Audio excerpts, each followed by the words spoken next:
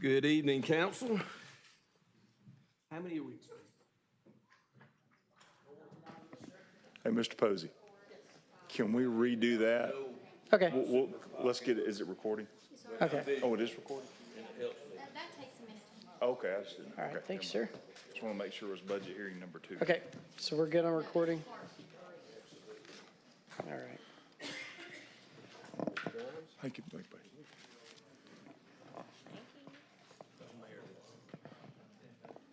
So the main thing for the recording, this is budget hearing number 2, but it's video number 3, since we had the break in the other. So if anyone's watching this as we begin, we'll start with Fleet, and we'll run through the departments to finish out in the next 2 hours or less. All right.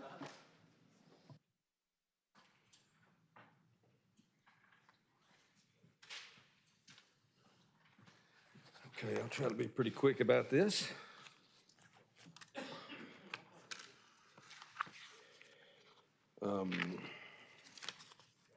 Well, the handout is just to kind of help with the illustrations of some things I'm going to talk about. And it follows the guidelines of this template that we have, but it's just easier for me, really. So let's get started with the operating request. I'm requested to increase the operating budget by $480,000. There's a discrepancy there to $417,000 on that line item. I'm not sure if I had made a mistake or there was miscommunication, but I just went with the number that I put in my budget template. And I guess there's something in Tyler Munis that was a miscommunication. But we had to do a $400,000 budget amendment in 24, so that's pretty much in line with that. And we've got an aging fleet.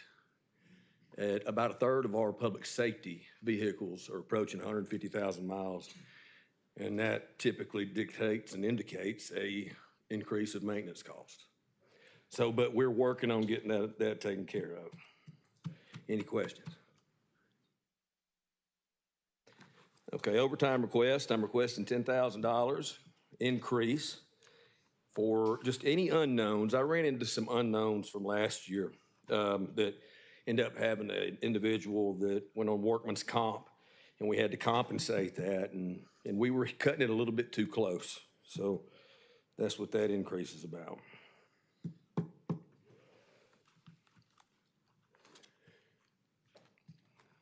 Moving on. Okay. So next is a new position and/or upgrade. I'm requesting a shop foreman position or an upgrade position. I'm not sure I'm going to lean on human resources for that. And this is basically to help me guide the department in the direction that we're going. And I foresee big things, and that's going to be in the next paragraph. So next paragraph addresses the RC3 program.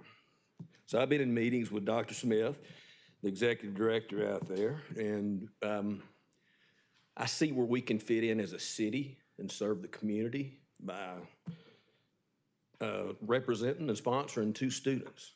And it's very, very minimal at $15,000, and we can bring them in and hopefully help our community and build our fleet department from inside up, maybe spark some interest in students or young adults to come do public service like we do. So the next paragraph is 1 fleet assistant. This is basically a mechanic with moderate skill set. We've had some obstacles hiring, and I think the industry shows that any type of skill set is needed, and it's kind of in line with if we can ever get a rotation of something and RC3 comes along, we have students that graduate and want to come into public service and public safety, and they come in our home, and we build them from the ground up. So that being said, I've got an illustration here. Again, it's just to help justify a little bit. I am asking for really an upgrade in a position and a couple interns. But when you see the industry standards for vehicle to technician ratio, we fall into the cities and counties area there. That's that top illustration. And 60-1 is preferred, and that's out of Government Fleet Magazine. And our fleet department is 115-1. And we've got to be creative to be able to do and take care of what we take care of. And that's a total of 806 vehicles. That is including the city of Pelham, and 1,430 total assets that we manage along with Pelham's assets as well. So just below that, there's a few examples of, just comparable examples of cities around us. And I'm not going to go through all that so we can move on. But I've got examples of Hoover's information and Homewoods in the city of Tuscaloosa. That's something to look at when you're bored. So the next page is the vehicles, all vehicle requests. And I've marked them all as high priority, medium, and low. And looking and trying to be as lean as possible, $1.5 million was my target. And of course, we need a lot more than that, but I believe we can do this in steps and decrease our maintenance. So, and in that, we've got a couple of department head vehicles being requested as a stipend increase and/or vehicle. And the industry standard as today is for an executive is $800 to $1,500. And we've been on a taxed $400 stipend for approximately 20 years. And there's been some questions if there was anything anybody could take into consideration to do something about that.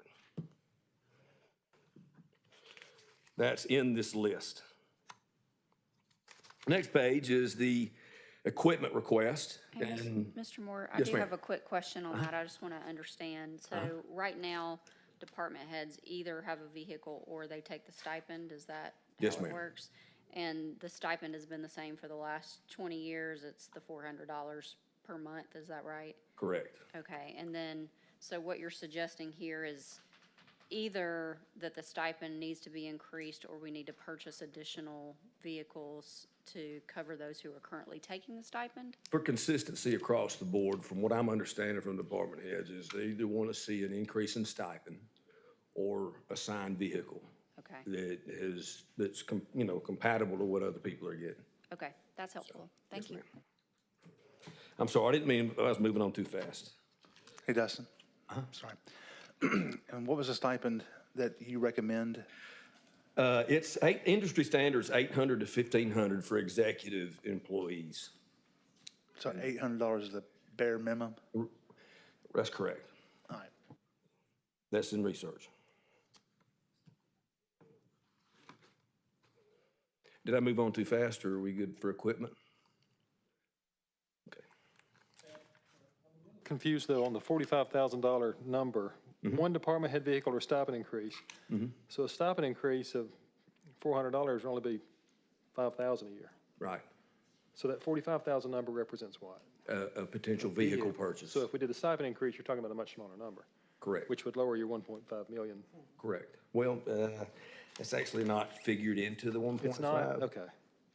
It's NA, not applicable until we get, whatever I'm you with guys you. approve. Gotcha. Thank you, sir. Could I add something else in there?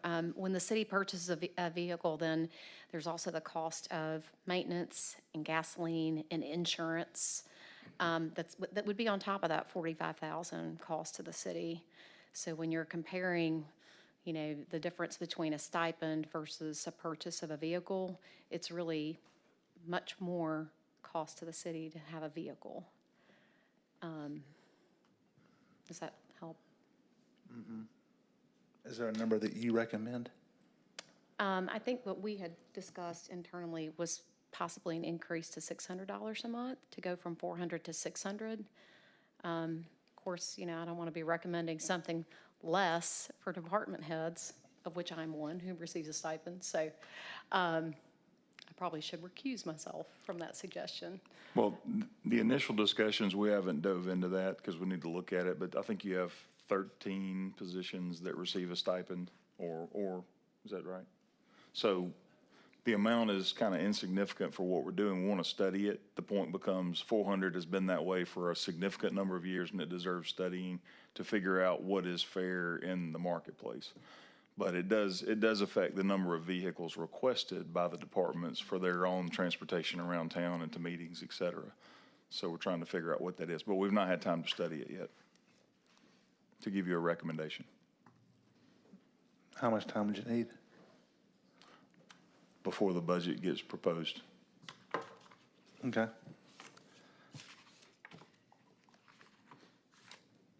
Great. Is there any questions on equipment?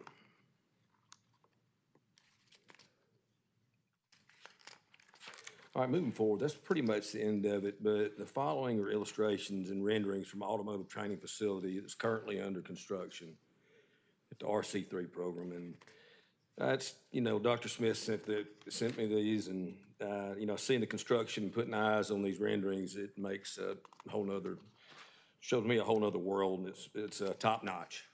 Just want to share that with you all.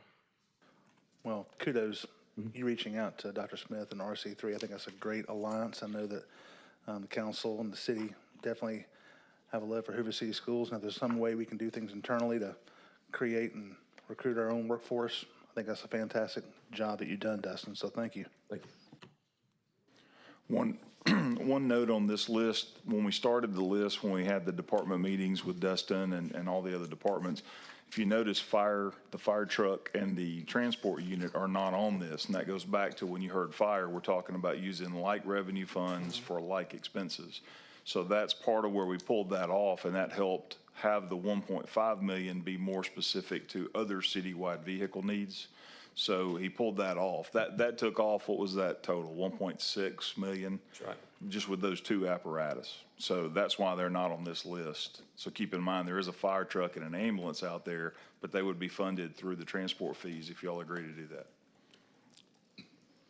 Any other questions for Fleet? All right, thank you, sir. Moving on to planning and zoning.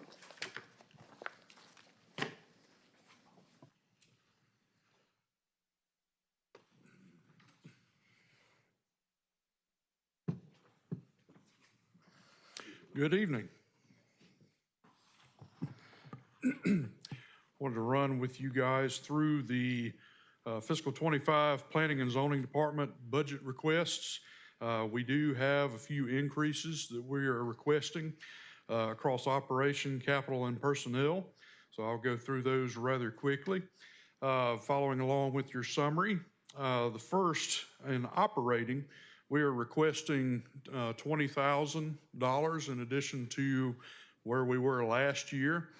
And the $20,000, we are specifically looking for that to go towards our abatement account. Two things. One, we did exhaust our funds in the abatement account this year. Fortunately, we're here at the end of the fiscal year, so we can scoot a few things into October if we need to. But the primary reason for this request is we actually have a large abatement project coming in the next fiscal year that we're going to have to tackle, and it is the removal of a condemned structure. The City Council condemned an unsafe structure in Cedar Crest neighborhood. And the reason that's just now coming before you for a budget request, we thought we were going to be able to get the property owner to take care of that issue. And we were led on for some time thinking that they were going to self-abate that issue. And we take condemnation very seriously. We don't want to in any way rush in to private property and demolish structures. We want that to be a last resort. Unfortunately, in this case, it appears that we're at our last resort. And so trying to, and working with the building department to come up with a reasonable figure that we think would cover the removal of that structure in a safe fashion, we arrived at the 20,000 mark. So that's the bulk of where those funds would be going.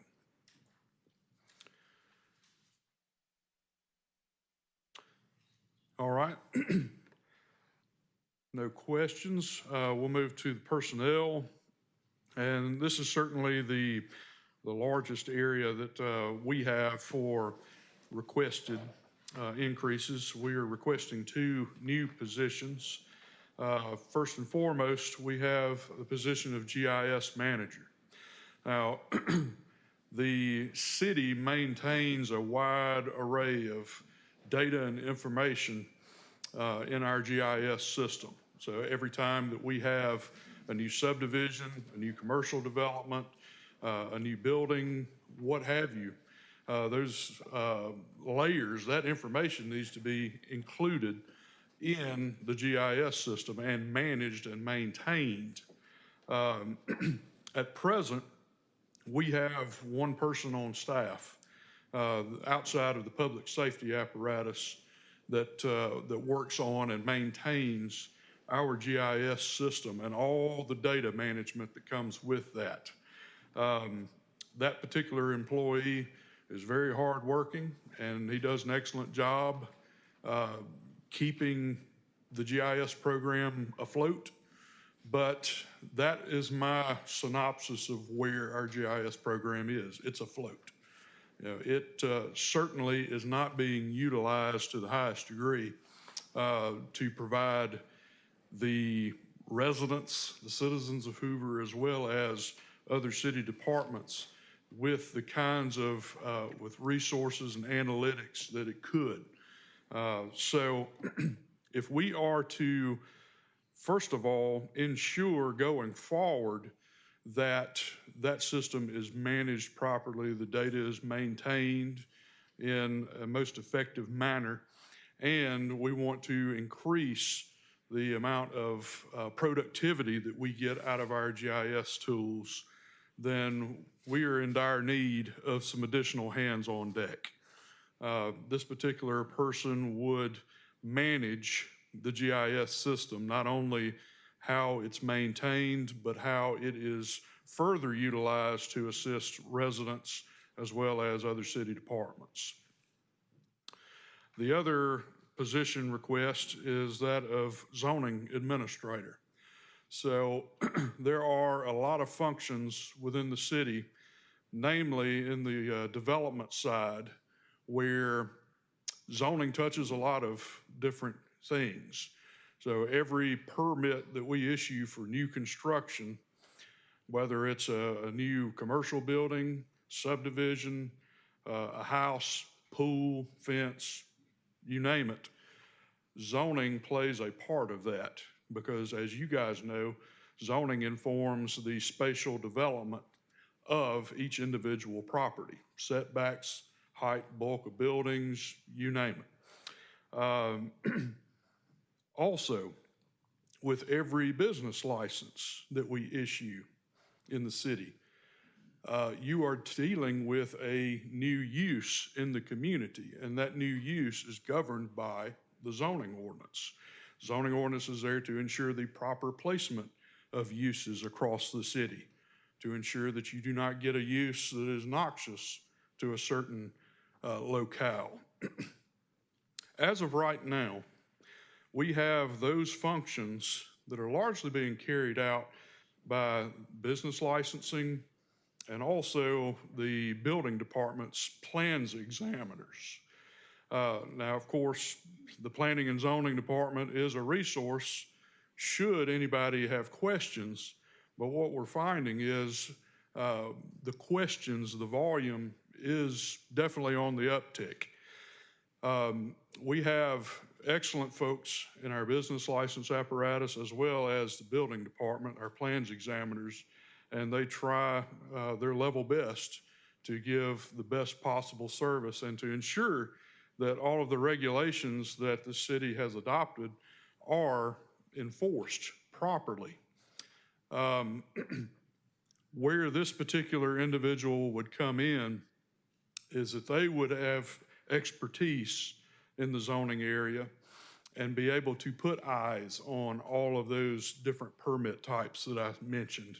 They would be able to put eyes on all of the business license applications that come in and reduce the number of instances where we have uses popping up in places they don't belong out of conformity with the zoning ordinance.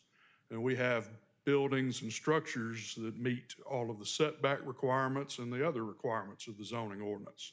Yeah, that's a burden that has been taken on by the plans examiners and the licensing folks. It has been that way all the way to date. And that's becoming a more arduous task for that personnel. So cities of similar size do have typically a person dedicated to that function. So we're making that request to ensure that we have expertise reviewing the zoning for all manner of different applications that zoning plays a part in. Any questions that I can entertain on the personnel portion? All right. Next up, we have vehicle requests. We do have 2 units that we're requesting. One is a replacement unit, and the other is an additional unit for one of our staff members, the landscape architect, that goes out, does inspections all across the city nearly every day. And right now they're using a personal vehicle and being reimbursed. So that covers the vehicle side. If there are any questions related to that. Quick question on that. Yes. So you've got 2 trucks that are requested there as replacements, is that right? One of those is listed on Mr. Moore's list as low priority and one is medium priority. Do you know the reasoning for the prioritization on those? I have not seen the prioritization from Fleet. Mileage, okay. In the years, the age of the vehicle. Mileage and the age of the vehicle, okay. Do you happen to know how many miles those trucks have on? Right off the top of my head, I do not. Okay. All right, thank you. 115 and 86. Okay, 115 and 86. All right, thank you. All right. Let's see, the last part, we have the capital and one-time requests. First item that I have on the list is an enhanced streetscape project for Lorna Ridge and the frontage of Aldridge Gardens.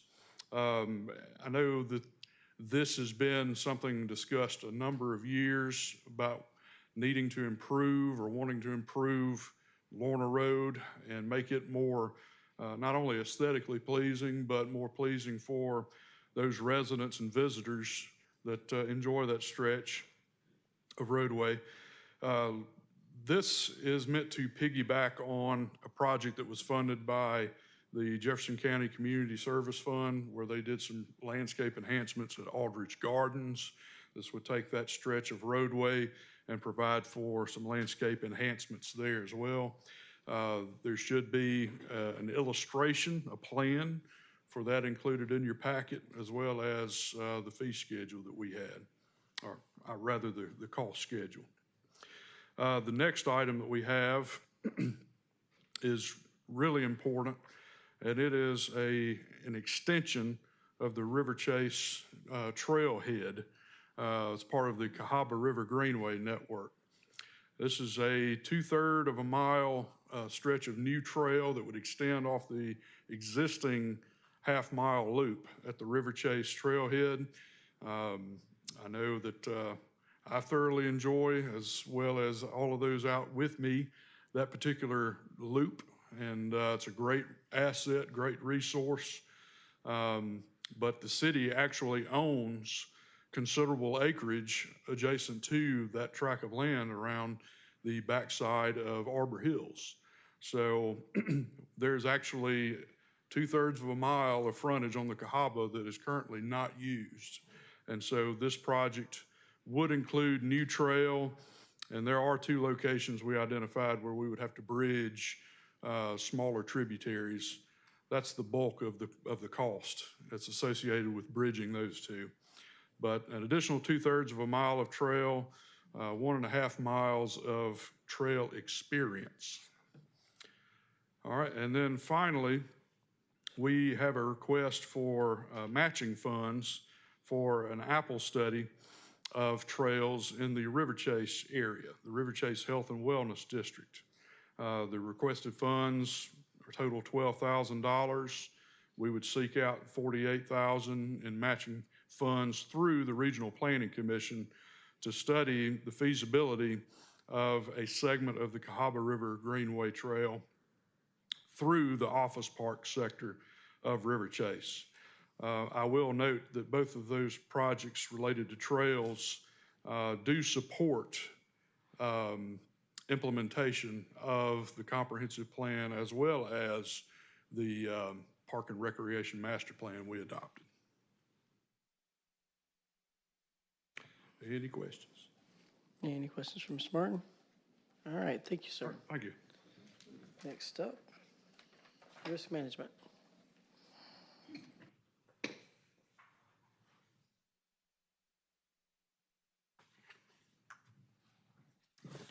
Good evening. Excuse me. Thank you for this opportunity to present the budget request for risk management for next year. In your summary sheet, you will see that I have 3 line items in my operating budget. The first is my Fund 120 department budget request. And for that, I am requesting an additional $380, which is for an increase in notary bond fees that I expect to increase from $60 to $100 in January. For my operating fund for workers' comp and property and casualty, those are both internal service funds. And those funds we use to manage our self-administered workers' comp and property and casualty claims, as well as insurance expenses. And as you can imagine, trying to determine how many accidents or how many injuries we're going to have next year can be very difficult. So what I have done is taken a 5-year average and looked at each of those funds. For workers' comp, I am not requesting any additional funds. I think we should be fine. But for property and casualty, specifically, I am asking for an increase of $37,500, which I believe would be needed for insurance premium expense. $35,000 to procure directors and officers insurance for our incorporated boards, and an additional $50,000, which I think may be needed for our property and damage claims. So overall, that is a total of $122,500. For the next item, well, any questions about that? Thank you. For the next item, for personnel request, you will see that I am requesting a new position for risk management, a safety coordinator position. You know, in risk management, we're a small team of 3, but we have big ideas and lofty goals. And so what I would like to do is increase safety awareness throughout the city. Our larger departments do have training divisions, but a lot of our smaller departments do not. So what I envision is this person would help us increase safety awareness across the city. It would be one person dedicated solely to that idea. And you will see in your handout, there's a document that reflects 4 key elements of a safety program. Those would be the items that I would envision this person focusing their attention on. And it's things like additional do you see this document? Okay. And so you will see it will help us develop policies and procedures. Take a look at that, more additional safety training, accident investigation, and some hazard inspections. You know, our employees do a great job for the number of miles that they drive every day and the work that they do.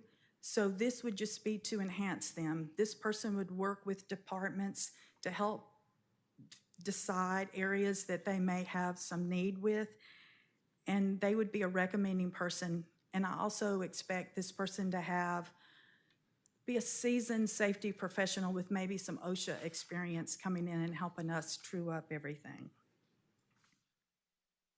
Any questions about that position?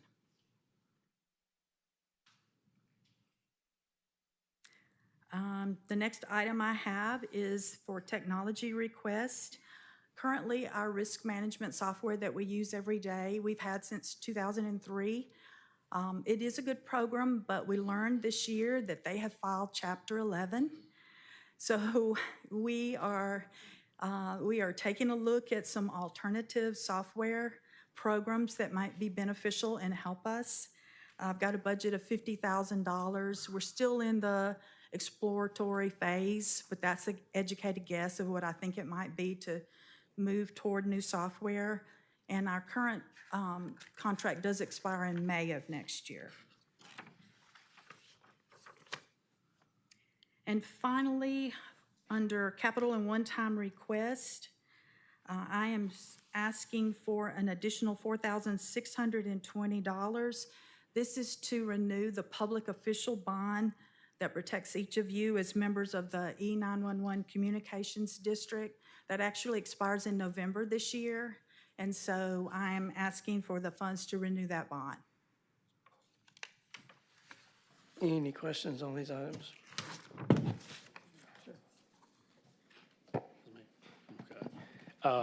Not just more so a comment, well, it is a question. Do we currently have a safety program, just so I'll know?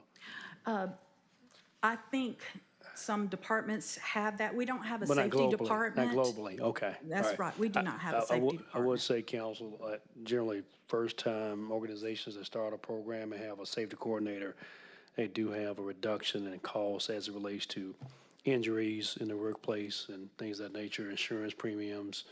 I would say, just for the record, as one person, so that's going to be a large undertaking, but you have to start somewhere. That's a comment I wanted to make. Thank you. Any other questions? All right, I thank you. would just add on that, that position is one of those gap positions that I think have been identified that I'm just kind of surprised we don't have. So, because they're getting to those type programs when they can, much like the GIS was described. So some of these are gap positions. Debbie, I do have a question for you. Over the past several years, I think both workers' comp and the property and casualty funds, the city designates a X amount of dollars to fund both of those internal service funds, and I think both of those have been set to be $1 million each for a long time. What my budget request is actually a little bit more than that. Yes. So my question, and normally what happens then is the city, at the end of the year, has to cure those deficit balances in the internal service funds. So would you have a recommendation for how much both workers' comp and property and casualty should be funded by the city on the front end? Well, those are the amounts that I You have would use here. those? Okay. And so they should be on your spreadsheet. Yep. I took a look at those. I think that's sufficient. I did ask for $122,000 more for property and casualty. So like currently under workers' comp, I think this year we're going to be fine. Okay. This fiscal year, it looks like. Property and casualty, we'll have to wait and see how that shakes out. It's hard to forecast. It is very hard to forecast. And I did go back and do a 5-year average. And I talked to my insurance broker about insurance premiums.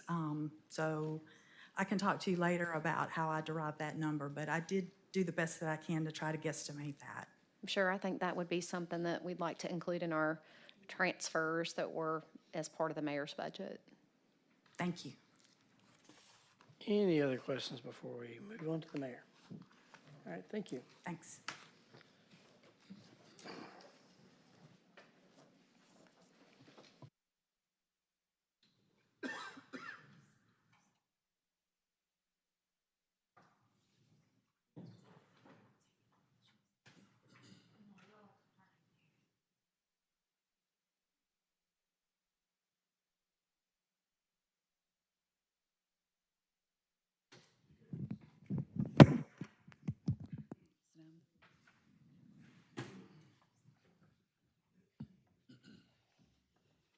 Good evening. Starting with the mayor's budget, we are not asking for any additional funds in operating. We've only just reallocated some funds within the operating, but the bottom number is still the same. Do you want me to go over to tourism? Okay. In the Can I- tourism budget, I'm Mr. sorry. Chairman, can I just make one comment? I do want to say, I know the analysis was ran on the a salary analysis was ran. We haven't presented it yet, but I would recommend that the mayor's expenditure piece be upgraded. Right now, many mayors have vehicles. They have certain, phones, things of that nature. And there's only a certain small dollar amount for the mayor's expenditure piece. It's supposed to cover all of his gas, all of his phone use, and stipend. And then I think at a certain point, we got to really look at upgrading that piece of it. So that will be my recommendation. I need to say it right now? Okay, I just want to make sure. I think it'll be something as make that we a- talk, we might want to add as a council to the budget. So after we get it next Monday night, then we can do our usual thing with. And send all the spreadsheet. notes to you? Yeah, Okay, that's all what right, we'll do. okay, I just want to make that for record. Okay. Okay, next is the tourism budget. And Ken Grimes touched on this earlier, I believe. The tourism budget will be managed by the marketing coordinator, which is currently vacant. Human Resources is currently taking applications for this position, and it closes on Friday, so hopefully it won't be too long before that's filled. Again, we're not asking for any increases in the tourism budget.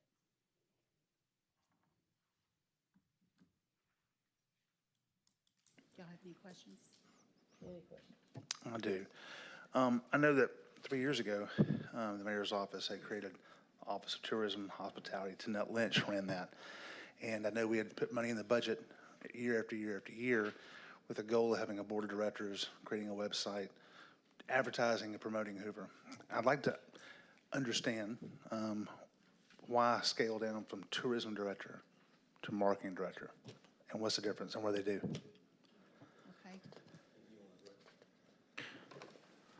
Okay. Well, I'll take a stab at it. I mean, we have the Birmingham Jefferson CVB that is promoting the region. And when they're promoting things here, we're included in a lot of that. A lot of the big events, I've noticed that we do have agreements where hotels are used by, for example, sporting teams. So in the Birmingham Bowl, one of the teams stays in our city, the other, I think, stays in Birmingham, and other events like that. I think in a nutshell, you had basically $130,000 of money that was in that budget for tourism promotions. Some of those local activities, we realized along the process in this last year that we can't fund them based on what they do and how they're set up. So some of that money that had been spent prior to, I can't speak to what the decision-making was, but it's not allowed by basically the way the organizations are incorporated and or their purposes, or scholarships, et cetera. So there's some of those things, and I think you're familiar with that. So for this standpoint, from a standpoint of the marketing, you're really trying to attract people in mainly for events, and we always will promote our city through events, through our own media as well as website, et cetera. But I think at the end of the day, there's not a lot of specific plans that I have for how we're going to go out and promote tourism separate than marketing the city. I want the person to come in and tell us how to maximize, as you've shown me a lot, using digital media quite a bit, which is a lot less expensive. So we have a lot of companies in town that are still doing a lot of print. There are maps and things like that, and that's a little bit dated because unless you can put the map in their hand and use that, that's not useful. So brochures are the way of the past and phones are the way of today, and I know that we're all using that. So trying to get the right staff person that can guide this, that would still give us money as we talk about marketing and or tourism. So I'm open for what y'all think when it comes to really tourism is overnight stays, trying to put people, the heads in beds and trying to maximize what that will be. Most of that seems to be evolved here around events. I don't have a specific answer because I'm trying to be unbiased as we do the interviews and bring the right person in to kind of give us a guidance. I have my own thoughts, but that's not necessarily where, I'm trying to spend money. We haven't spent money out of this since I've been here because we're trying to regroup with some things. Thanks for that. I appreciate that. And one last thing is the chamber presented last week, we talked about we're waiting on that, and Nan told me today. So they're doing a lot of marketing pieces and a whole campaign that's part of what we're funding with Elevate Hoover. So I promised y'all that as soon as I got that from the chamber that I would share that information as well. And she saw us at the groundbreaking this morning and said she would be sending that. Still have not received it. So, but that's an example of you have an outside entity that's doing a lot of promotions, whether viewed as tourism or whether it's come buy a house and live here, et cetera. It's all part of the marketing umbrella. Well, I appreciate that. One of the things I like to see done going forward with council involvement in all this is like one of the things that was done like 6 years ago when the administration took the $2 bed fee. That's what, 6 years ago, and it averages like $1 million a year. So it's like $6 million ago. And I know the promise was made that some of that money would be reached back to hoteliers, since it's coming from them, that $2 bed fee. And I like to see something like that as well, because I think that's one mechanism that you can use to fund that department, from advertising to your director or whoever. But to me, I would like to see more of a succinct, detailed plan of how we're going to market the city. And when I mean market, and I'm old school, I guess, when I hear marketing, I think of some kid who's a social influencer doing the selfies. I want more than that. I'm sure we all do. So if we can be more involved in that, I would love to see that happen. I expect when we get the marketing position filled and they get their feet on the ground that we'll have a plan presented, and you all will be definitely a part of what we're trying to say and expose the outside community to our city. So I definitely will commit to that, yes.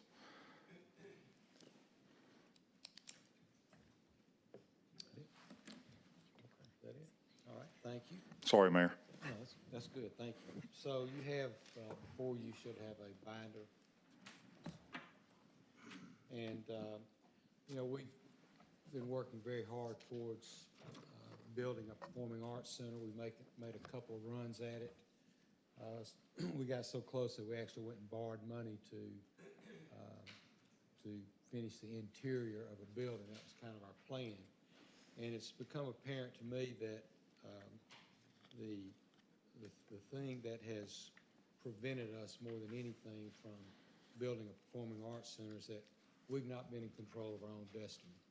The two opportunities that we had have always been tied to something else, someone else, either a development of incentives, or at Patton Creek, the lease we couldn't get that right.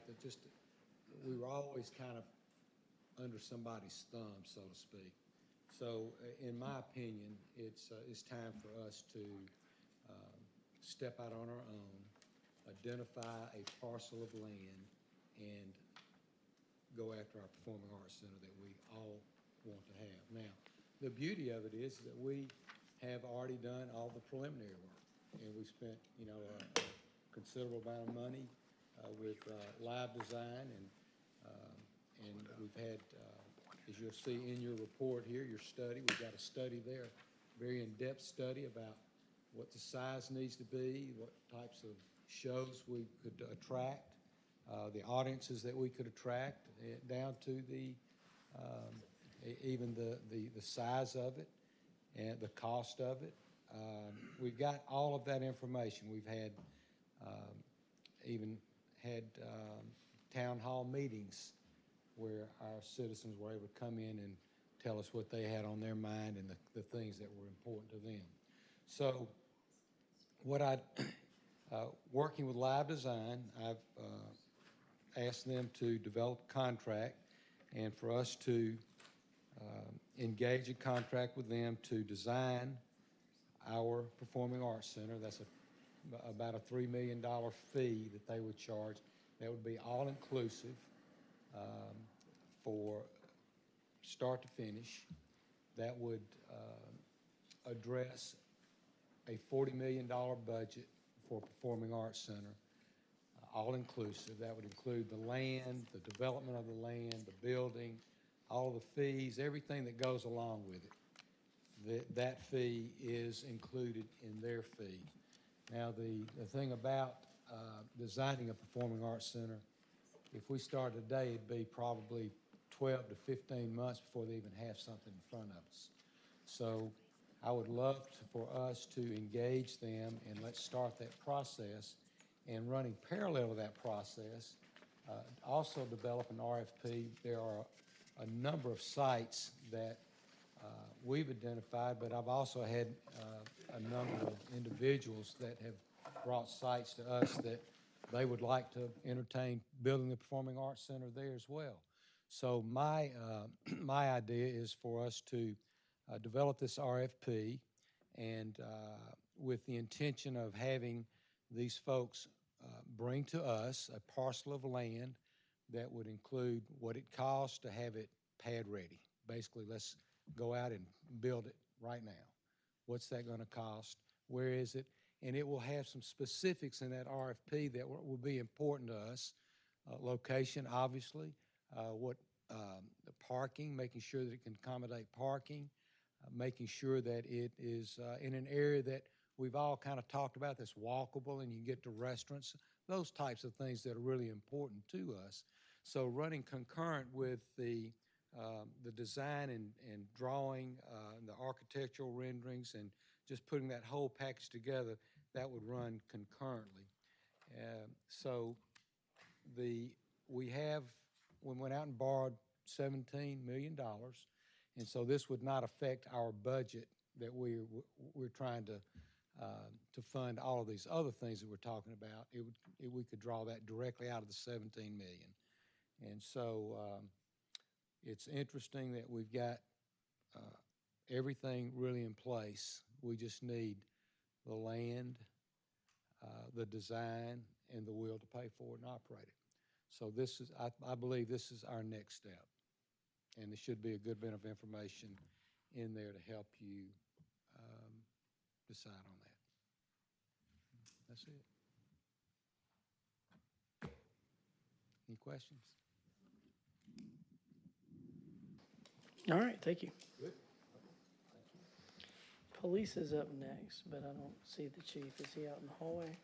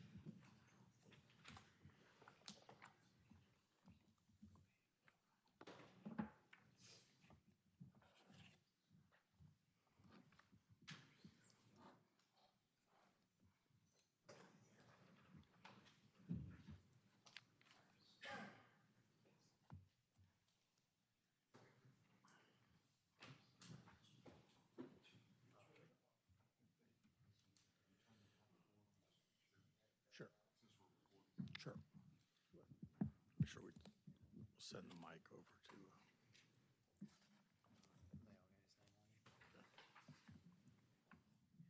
Send the mic over to you guys whenever it's time for y'all to talk.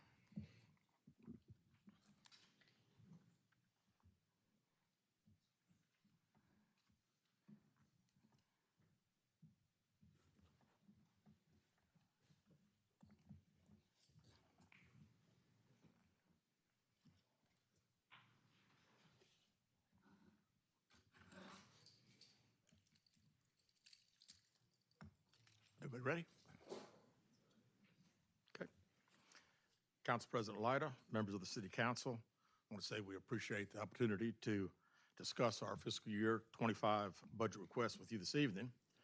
Before I start, I've been asked by several department heads and other employees to discuss a potential COLA for fiscal year 25. We know that we have to be competitive with surrounding cities in the area. We know our employees work very, very hard. We want the city of Hoover to be the choice for individuals to work. We've looked at several of the neighboring cities and know what type of COLA they're getting. For instance, Shelby County is getting 4%, Vestavia 3%, Alabaster 3%. Pelham will be getting 2% on October 1st, 3% on January 1st, for a total of 5%. Mountain Brook 3%, Homewood 4%. A lot of this today reminds me of the NIL. Young people today coming to work, what do they want to know? How much money am I going to make?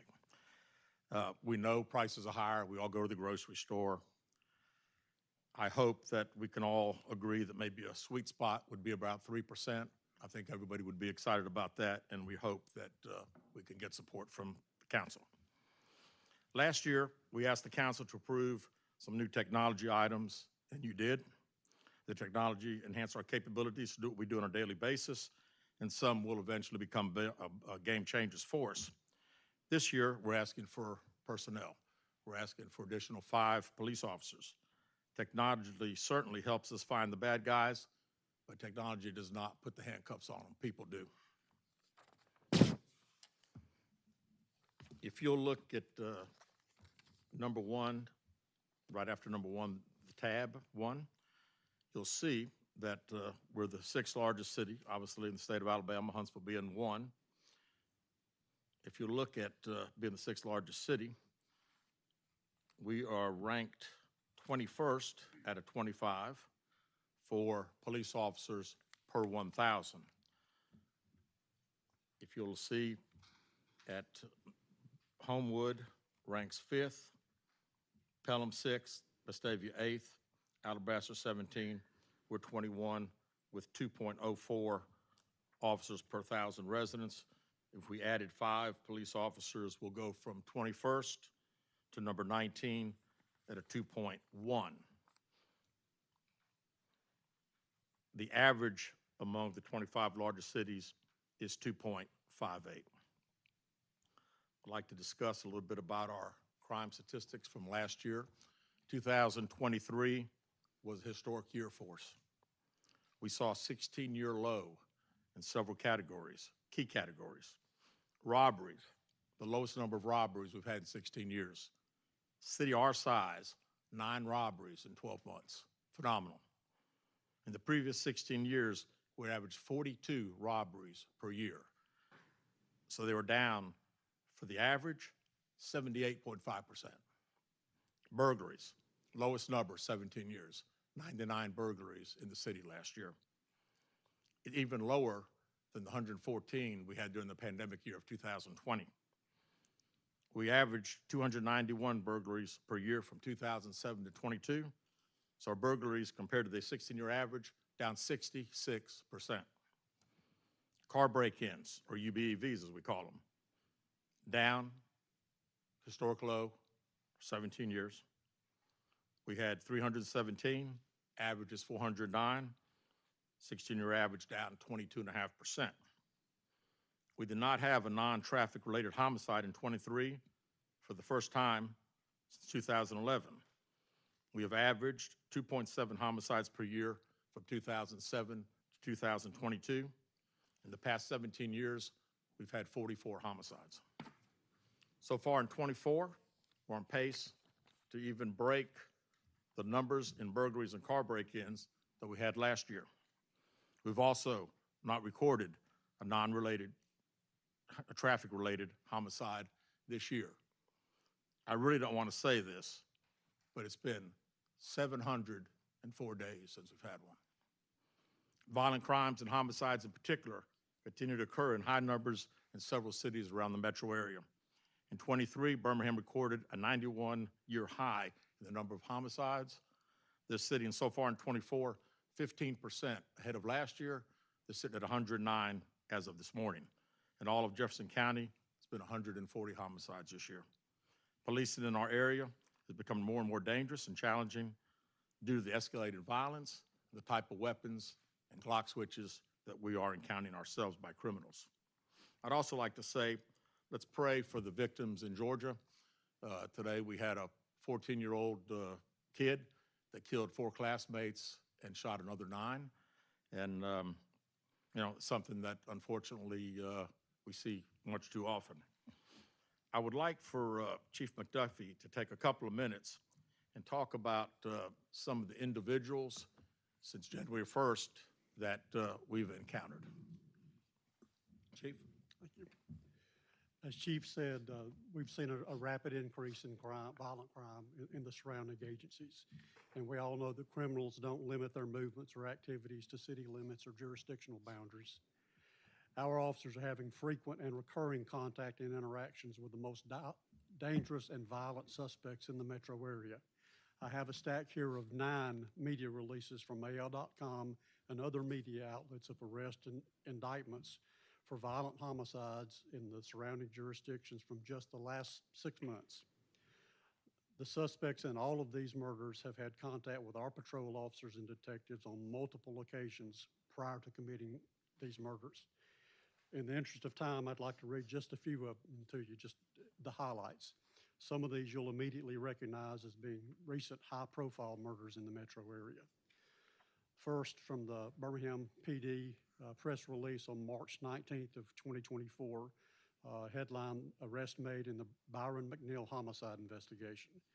It goes on to say, BPD detectives obtained a capital murder warrant on the suspect for shooting the victim in the middle of the street on 2nd Avenue North. This suspect had been arrested 5 separate occasions by Hoover police officers prior to this murder for charges ranging from drugs, warrants, receiving stolen property, and burglary. Second, from AL.com, dated August 9th of this year, headline, "Drifter Arrested in Tuscaloosa AA Slaying, Indicted in 3 Additional Oklahoma Murders." It says, a drifter charged in the killing of a man at AA in Tuscaloosa on May the 14th of this year has now been indicted on 3 Oklahoma murders. The 50-year-old suspect was indicted on 8 felony crimes, including murder and robbery in the shooting deaths of 2 adult males and 1 adult female. This suspect is now charged in the murder of 4 individuals across 2 separate states. He was arrested by Hoover PD officers on May the 21st, walking along Highway 150 with outstanding warrants from the U.S. Marshal Service. Third, from the Birmingham Police Department press release, February the 28th of 24. Headline, 7 arrests made in the Mahogany Jackson homicide investigation. It details on February 25th, Mahogany Jackson texted her mother and told her she was being held hostage and for her to contact police. Police and family searched for her throughout the night. The next day, her body was found on the side of a deserted road with a gunshot wound to the back of the head. During the investigation, it was discovered 7 individuals had kidnapped, sexually assaulted, tortured, and ultimately murdered Miss Jackson. One of the suspects even recorded parts of the offense on a cell phone. One of the individuals that was charged with 2 counts of capital murder, kidnapping, and sodomy had been arrested 4 previous times by Hoover police officers on charges ranging from outstanding warrants, thefts, and drugs. AL.com, July 22nd of this year, Alabama pastor whose grandson charged in death of his wife and 4 children recounts moments after shootings. The details included this suspect is charged with 5 counts of capital murder in Bibb County for the execution killing of a 2-year-old, 2 6-year-olds, a 9-year-old, and his 24-year-old wife. 2 of the children killed belonged to the suspect, and the other 2 were also relatives. We've had a history of multiple traffic stops and citations with this suspect. From AL.com on August the 2nd of 2024, 3 indicted in the death of Birmingham man who was abducted, tortured, stripped with his girlfriend before being killed. It details 3 people have been indicted in the death of a 43-year-old man who was stripped, bound, and tortured before he was fatally gunned down outside an East Birmingham home. After the victim was murdered in front of her, the victim's girlfriend was also stripped, beaten, and held against her will for roughly 12 hours before being rescued by police. The ringleader in this murder was charged with numerous violent crimes, including capital murder and kidnapping. The Hoover Police Department had arrested this individual a total of 9 times between 2013 and 2023. And finally, from AL.com, just yesterday, September 3rd of this year, a man charged with helping Bessemer triple murder suspect burn evidence in tragic weekend. Details: just before midnight on Friday, August 30th, 3 individuals were shot to death at a Citgo service station in Bessemer. Hours later, an area-wide BOLO was sent out identifying 2 vehicles and possible suspects in this mass killing. Later that evening, less than 22 hours after the murders, one of the vehicles and a suspect was located in Hoover at a service station on Highway 150 by Hoover officers. The suspect arrested has so far been charged with hindering prosecution first degree for buying gasoline used to burn one of the vehicles involved in those incidents. Not only are we having frequent contact with the most violent in our area, we're having contact with them when they're armed with firearms that have been used in other crimes throughout the metro area and beyond. This year alone, we've recovered 17 guns that have been linked to violent crimes in many other jurisdictions. 11 of those 17 have been used in violent crimes in Birmingham, including 5 homicides. 1 has been used in a homicide in Bessemer. 1's been used in a homicide in Alabaster. 1's been used in a prior shooting in Hoover. 1's been used in a shooting in Hueytown. 1 in a shooting in Jefferson County, and 1's been used in a shooting in Savannah, Georgia. We're also recovering guns which have been modified with Glock switches to convert them to fully automatic weapons. I'll highlight just 1 instance. On May the 25th of this year, our officers responded to a call of multiple shots fired in the area of Cedarbrook Trail.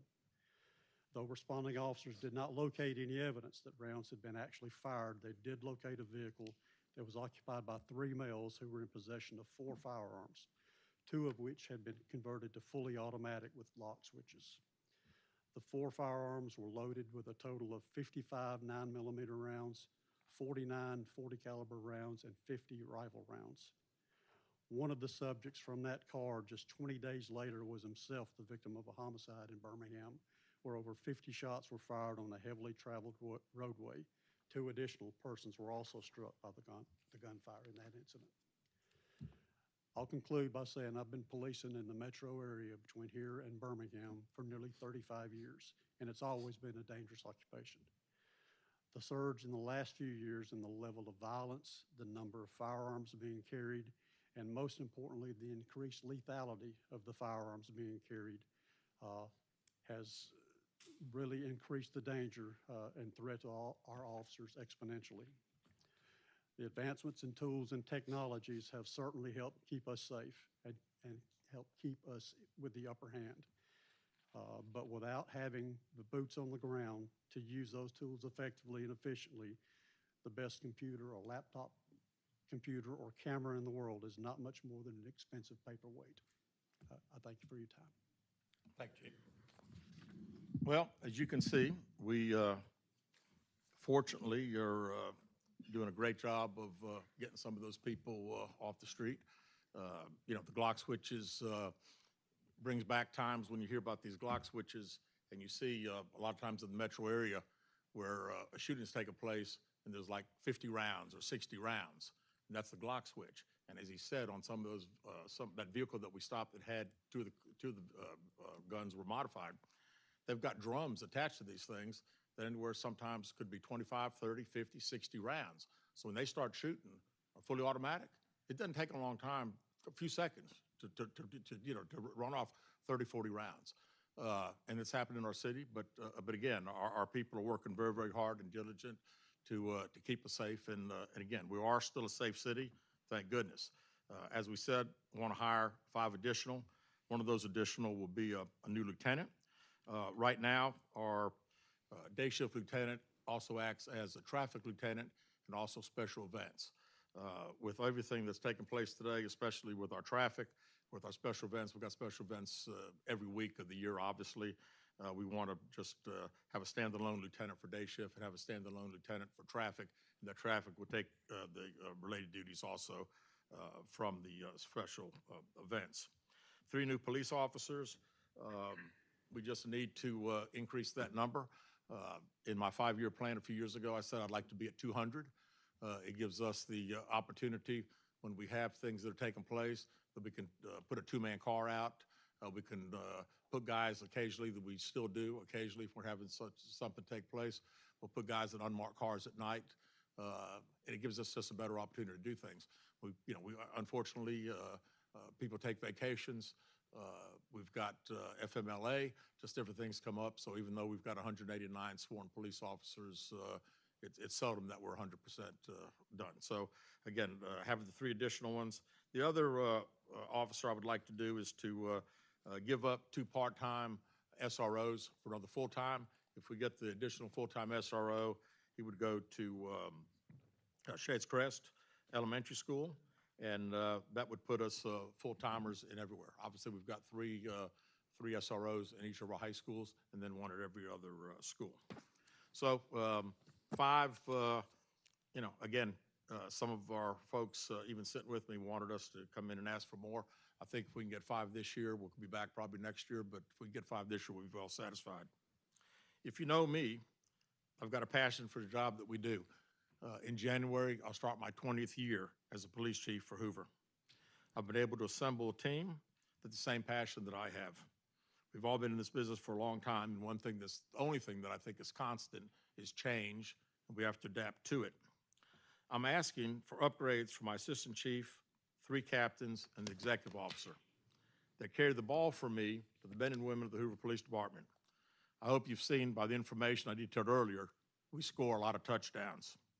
I tell our staff daily, nobody does it like we do.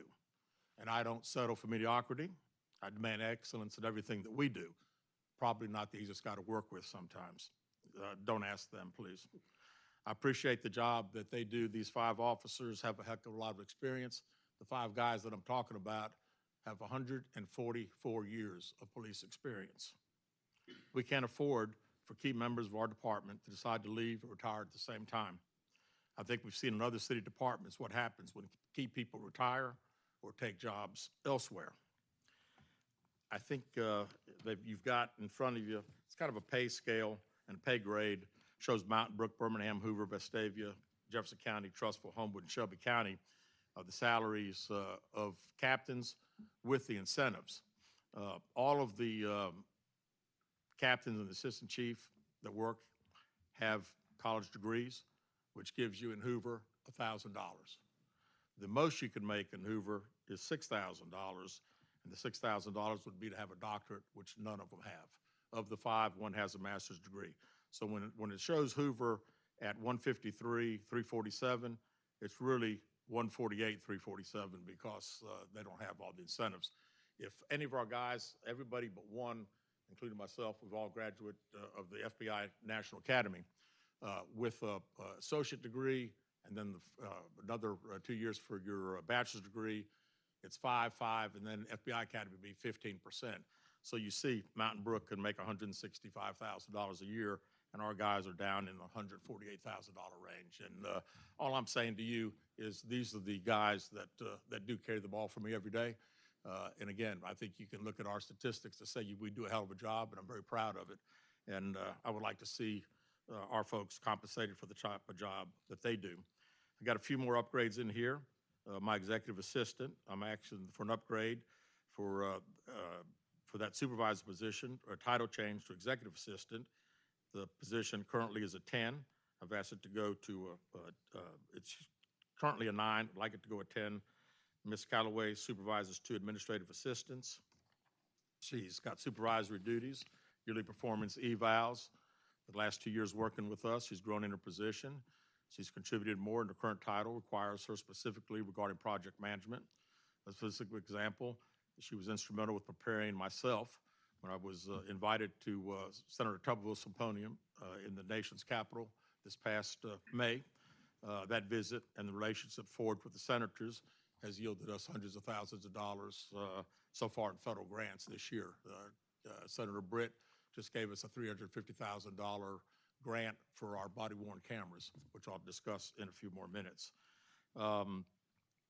Police record supervisor, Shanna right now is 7. I'm requesting an 8. She supervises 4 record specialists who are paid grade 6. In addition to the duties, she has supervisory duties to include unit performance evals, disciplinary actions, approved denied time off, yearly goals, and training a new record specialist. Administrative Assistant Senior, I'm requesting an upgrade for that. This currently is a pay grade 4. I'm requesting a 6. Ms. Keith has extensive background in administrative assistance, completely capable of necessary decisions. At a pay grade 4, if she was upgraded, she'd go from $20 an hour to $22 an hour. And if you'll see on, it's tab 7, on July 26, Human Resources posted a position for Administrative Assistant Senior Receptionist, City Clerk part-time at a pay grade 6. Mrs. Keith does all the responsibilities in this posting, including with special community relations. We're requesting her be moved to that pay grade 6 for a current step on grade 4 to be in line with the current posting. And that's all I've got at the present time. I'll give it now to Executive Officer Fountain, who will talk about our operational costs. Got it. Good evening. Tonight, we're going to be talking about the operational costs for the police department. Our original allocations that came out on June 18th was the police department itself had $886,229. The detention center had $531,850. And that combination combined totals $1,418,079. So what we're looking at for the next fiscal year is we're looking at sending 6 officers to the police academy. And we have a great program that we're able to do that, and it's real cost effective compared to some academies that we send them to. So the cost for those 6 people will cost us $21,000. It's $18,000 travel, meals, and lodging, $3,000 in registration. Chief talked about the 5 new potential officers. Each one of those cost outfits $13,300, so we're asking for $66,500 for the equipment for those 5 new officers. Vigilant camera systems. We've been using vigilant camera systems for quite some time. We've had $74,000 that's carried over. The past year, we bought more cameras, and the new cameras additional need $88,000. All that went through council already. It was ratified. You guys approved it. But the continuing cost for that is an additional $88,000 in addition to the $74,000 we already got. We also just approved flock camera systems a couple months ago through council. That was $32,500. That will be due again next year. So we're moving all this stuff over to the operational portion of our budget so that we can continue the subscriptions to these programs. We're asking for $10,900 for pole cams and $6,030 for an LPR trailer refurbishment. It's an older trailer. We'd like to put it back in service. It's going to cost us $6,030. Services and subscriptions. So for the jail, we have a medical staff that we pay a contract for. This year, that medical staff is increasing, that contract's increasing $8,890. Another software subscription that we have that we're asking for is $6,235. That is the program the subscription that our detective has, is the program that he uses to download computers. If we're doing an investigation, we're having to download somebody's computer, that's the program he's using for that. And then the cradle point for trailers is $3,767. And what that is, that's essentially a router for the LPR trailers that are out in the field, or the LPR systems in the field. And that is what connects the LPR cameras to the internet and to our MDTs. I'll be followed by Chief McDuffie for the Tahoes. In terms of vehicle requests, we're requesting that 13 patrol Tahoes be replaced. These 13 Tahoes that are in service now, daily service, range in mileage from 150,000 to 200,000 miles currently. If the 5 new officer positions are approved, we would obviously need a Tahoe for them. We would also like to replace one of our warrant officers' Tahoes that is used daily to serve warrants. It currently has 171,320 miles on it. One admin Tahoe we're asking to be replaced that currently has 125,315 miles. Investigations, we'd like to replace 2 of those vehicles that are used daily. One currently has 221,824 miles on it. The other one has 194,170 miles on it. We'd like to get an F-250 to replace the current F-250 our special event sergeant drives. It is a heavily used vehicle that tows our equipment back and forth to special events as well as his daily transport for his other duties. It currently has 173,995 miles on it, 173,995. And we'd also like to replace 2 animal control F-150s. The vehicles they would be replacing, one has 237,000 miles on it. The other one has in excess of 169,000 miles on it. Thank you, Chief.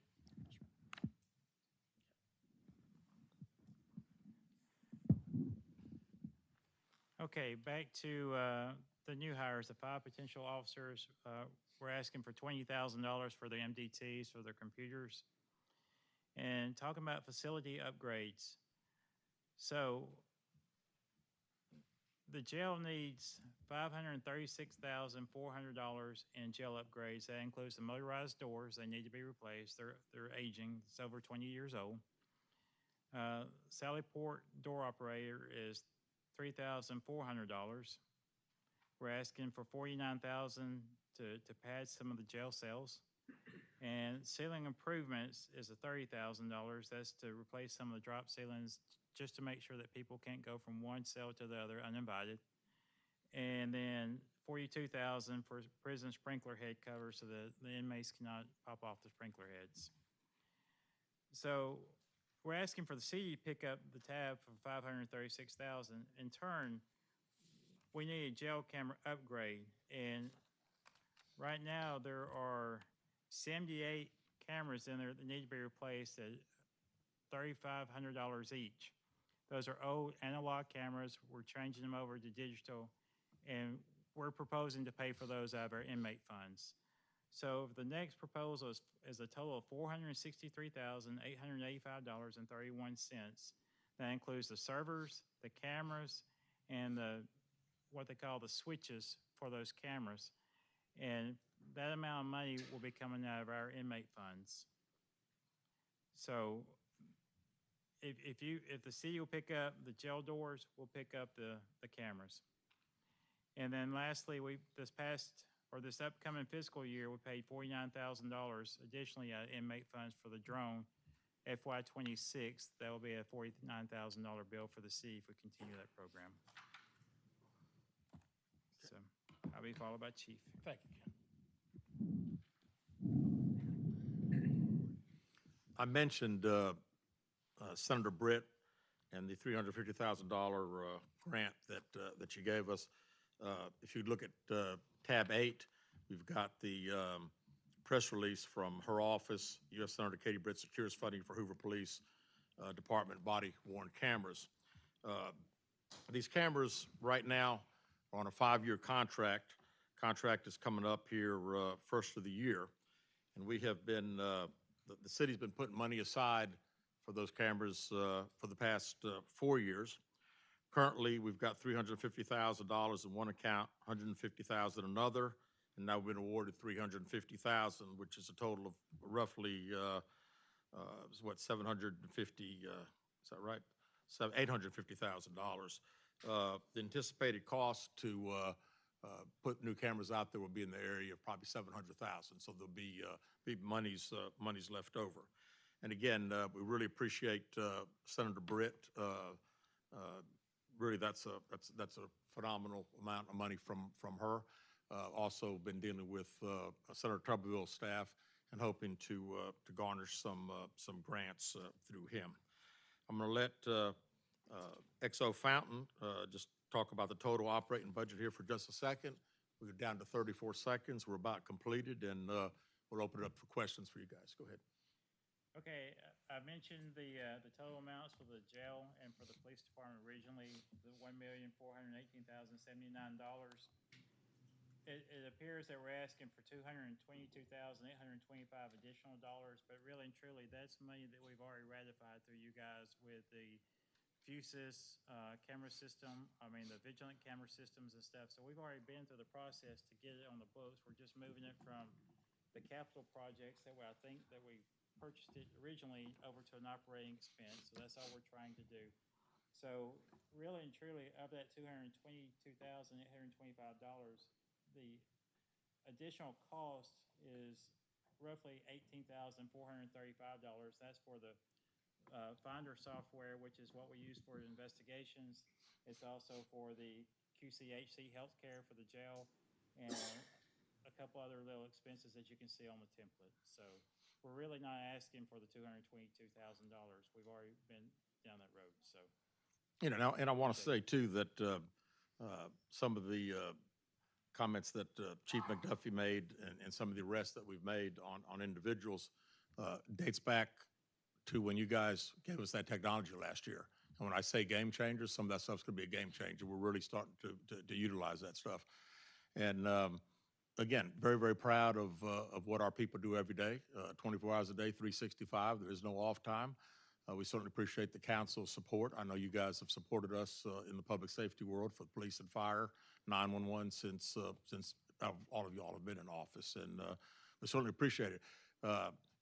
We're not trying to talk doom and gloom. We're doing things really good, and we just wanted to kind of show you the kind of individuals that we got interstate systems, and obviously some of the bad actors are spending some time here. So again, I know our time's up. If you got any questions, we'd be glad to answer them. Otherwise, please give us what we want.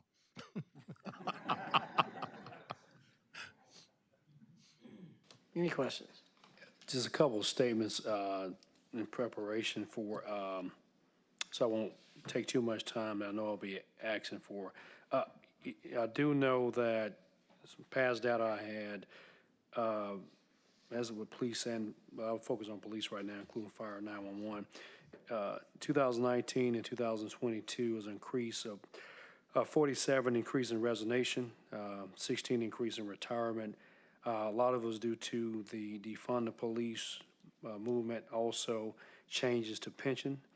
As it relates to fire, younger generation is not as engaged into being a firefighter. So I guess my goal is to help as much as I can in this role, because I don't want to be 2 years down the road and shoulda, coulda, woulda approach, and now we have several challenges. City of Huntsville had a drive. They put on a huge drive to get firefighters. And I know we're doing a great job now, but being mediocre, I'm not going to be mediocre on this diocese and not support the fire, police, and 911. My question will be, and you can give it at a later time, the 0 to 2 year range of employees that can retire. That 0 to 2 range of employees in the fire, police, and 911 can retire. Because we're trying to recruit individuals here, but if it's a massive reduction due to their retirement piece of it, that's going to be problematic for us. So I just want to make that statement out. That's information I'd love to have. And Chief, I don't see investigators on here. I know at one point I was reading, also talking to you, that is one thing to be able to solve a crime. You have to have people to investigate, not just arrest. And without investigation, that's another problematic issue that can impact the courts and the whole 9 yards. So didn't know if it was an impact associated with your investigators as well, too.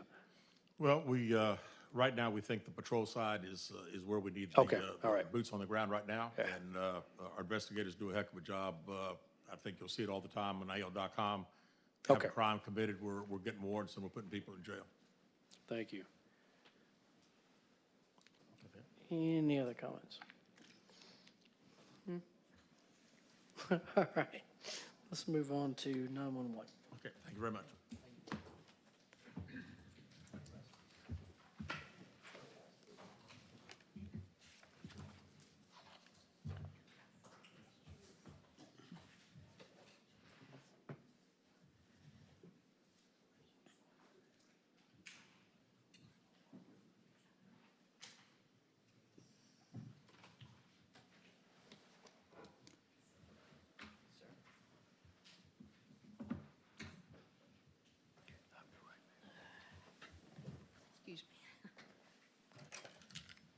evening, members of City Council. Hope you've had a great day today.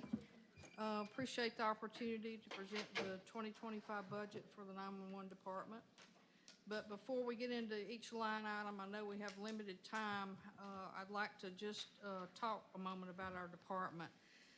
Hoover 911 is a 34-member department and a vital link in the public safety chain to the public and a lifeline to our responders, police and fire departments. The department holds a Class 1 ISO communications rating, and we've begun the process, as you know, I've alluded to various times. We've entered officially the accreditation, begun that process to achieve accreditation. Currently, no centers in the state of Alabama are CALIA accredited, so once we get that done, we're excited about the prospects of being the first one to achieve that. A lot of what's included in this year's budget are comprehensive items necessary and tools to achieving that goal and enable us to maintain Governor Ivey's signed state-mandated 911 standards for telecommunicators last year in the state of Alabama. So we want the best trained, obviously, telecommunicators, because a lot of what both chiefs have talked about, it starts in the 911 center. So we want the best trained personnel to support our responders and the public. This evening I have Michael Knight, Communications Manager, and Michael Cornwell, Communications Technician, and they worked a great deal on this budget, put in a lot of hours, and I'm very appreciative to them, but they'll be speaking about certain line items along the process. So let's start with operating. We requested an increase of $251,561. The first item is an increase on our tower rental fees for 4 radio towers located throughout the city, and we've added 5 to 8% over last year's amount just to account for the increase. Michael, you want to begin continuing the operating request? Yes, thank you. Okay. Thank you. Good evening. One of the things that CLIA accreditation is going to require is a public-facing website from our department that'll allow the public to comment on and provide suggestions, feedback to our department. So with that, the first item is the website operating cost with the actual startup cost on page 3 of our document, our requested budget. This is going to allow us to enhance transparency and trust between the citizens of the city, as well as within the departments, the other agencies that we serve, and it's going to help improve communications overall during not just crises, but just in general communications with the public.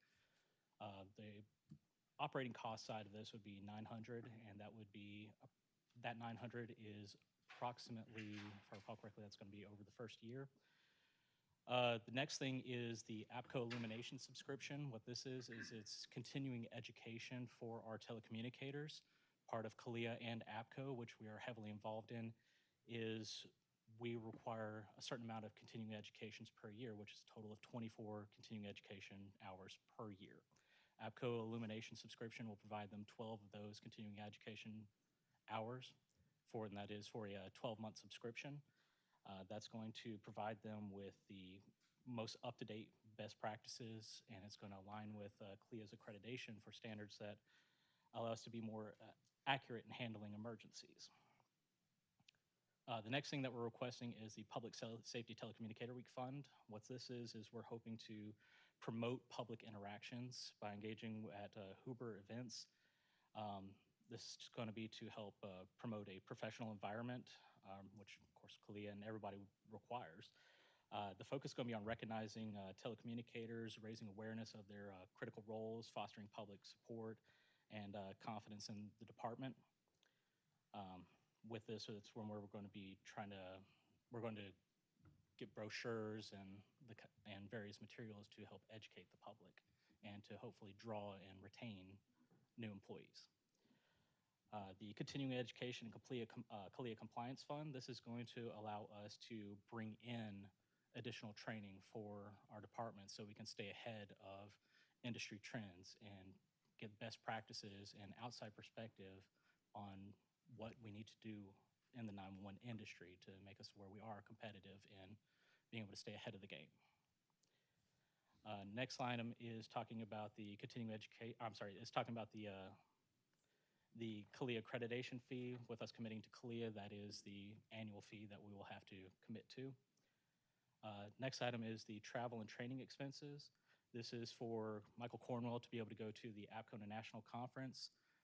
During the conference is what's called the MTUG, which is a Motorola user group training. And this allows him to stay abreast of what's going on in the radio field, as well as to stay on top of training that he needs for his role. The CALIA conference, that is something that's going to be required annually for the accreditation manager as part of CALIA. That is one of the standards that they do require whoever's in charge of the accreditation to go to a conference every year to stay abreast of new changes that are coming down the pipeline through the accreditation process. The next item I want to talk about is called Prepared Assist Unlimited. This is a service we can opt into that's going to help enhance our emergency management capabilities, and it's going to enhance our preparedness. This is going to allow us to provide real-time communication, including transcripts, videos, pictures, to the field units and be able to dispatch them quicker. It's also going to help them form more informed responses and get a better picture and be safer as they're responding to emergencies. They'll be able to better prepare themselves mentally as they're getting to the scene. Actually, open a link, send a link to the caller, and we can open a video session if needed. Of course, we would have policy governing that, utilization of it. Go ahead. Yes. Yes. Sorry, I wanted to make them aware of that. Okay. All right, Fuchsia Software, excuse me, that was approved last budget year. We sharing half of the cost with the police department of $75,000.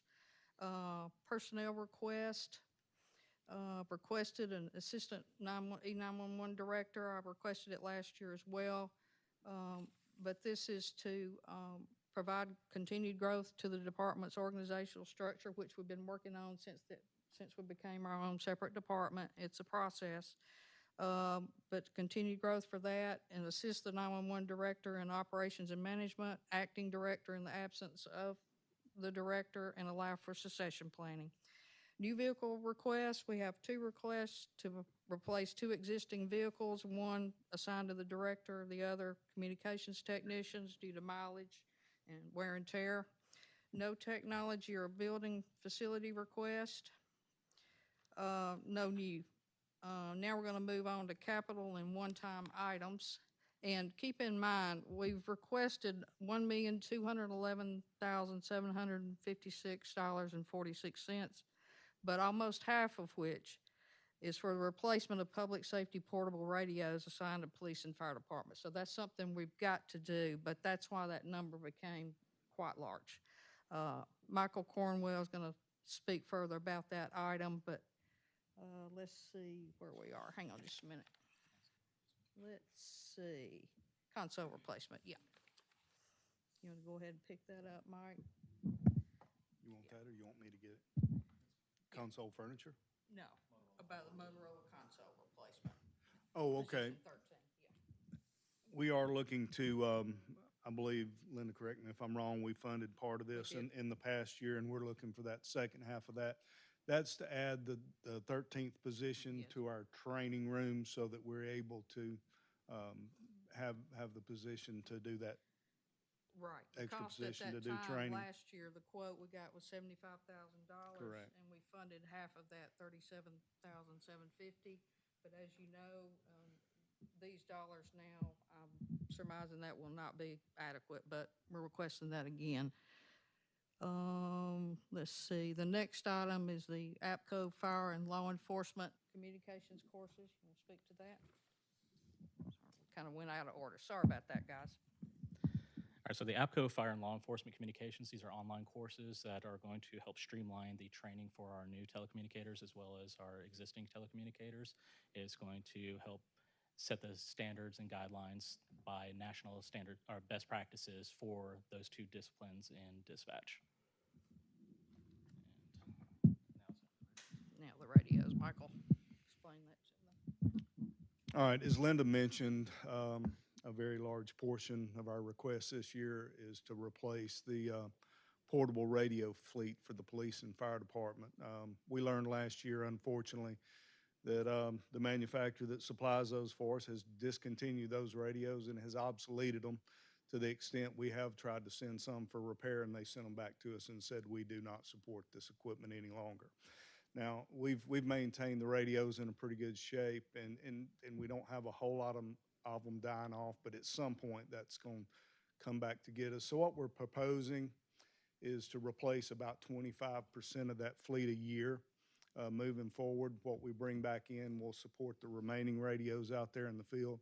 Just figure that that's a responsible way to manage that fleet. The second thing that I've got here is the carpet in the dispatch center. That's about, if I'm not mistaken, that's about 17 to 20 years old. It's pretty old carpet. It's well worn. For a while, we did have spare tiles that we were able to replace. Those are exhausted now, so we are looking to get a new floor put in there. Floor covering, excuse me. And I believe my last item is DC rectifiers. Another thing that has come and gotten us with obsolescence is the DC power system that powers our radio system. We elected to go that way because the DC system gives us runtime when power goes out. We also have generators, so it just adds an extra level of safety. The DC power systems, though, are now obsolete as well, but I have found a source that will allow us to purchase the critical parts. If we were to replace the whole thing, it would be about $50,000 per site times 5 sites. For $40,000, we can get a number of replacement parts that will keep that system rolling for about another 5 to 10 years. All right, I know we're out of time here. Let's finish this up. Michael, you want to give a summary of these APCO Telecom right quick, and then we'll wrap it up with a backup radio system. Sorry. All right, so APCO and Telecom, this is this software that's going to allow our telecommunicators to provide better scripted responses to citizens and gather the information quickly, enhance the response time for our emergency units to our callers. City's going to benefit from efficient emergency management, while public's going to experience those faster, more reliable emergency responses through this program. Okay, and the last item, $37,000 for backup radio system. Mike, you know. Correct, okay. So that last item is for a very simple radio system. Should we experience a significant emergency, a tornado rolls through the city, takes out multiple towers, impairs our primary communication system, that gives us a little backup that we could actually run out, throw out up on a tower, and get the fire department and the police department communicating again in approximately 2 hours. Nothing fancy, just keep us operational Very until we simple, can correct. do better or call in additional resources. Have any questions? Be happy to answer. All right, no questions. Let's move on to court. All right, thank you for your time.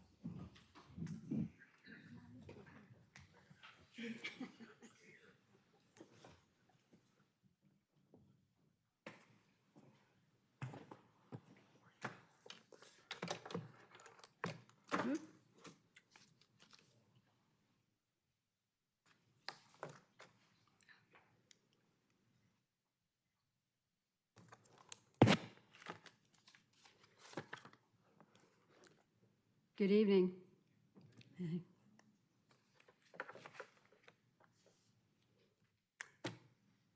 Thank you for allowing me to present my budget for court referral. I'm going to go on the budget summary sheet, but I believe you do have in your packet that I have provided for you a detailed summary of my budget. But what I'm going to do, I'm going to go quickly just kind of through this summary sheet. and then kind of concentrate on one item, if you don't mind. So if you go through this budget summary sheet, and you skip the first one that talks about the summary of a new request and go down to the operating budget, if you'll notice that on my fiscal year 24 and fiscal year 25, it's exactly the same. I have not increased it at all.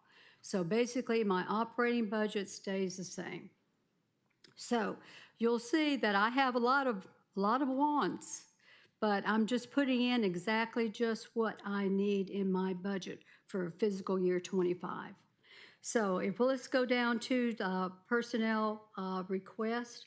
All I'm asking is for 2 upgrades. One upgrade is for the Brent Parrott, who is my court. Basically, he runs the court security. I'm asking for a court security operations specialist. He is a 9. I'm asking for a 10.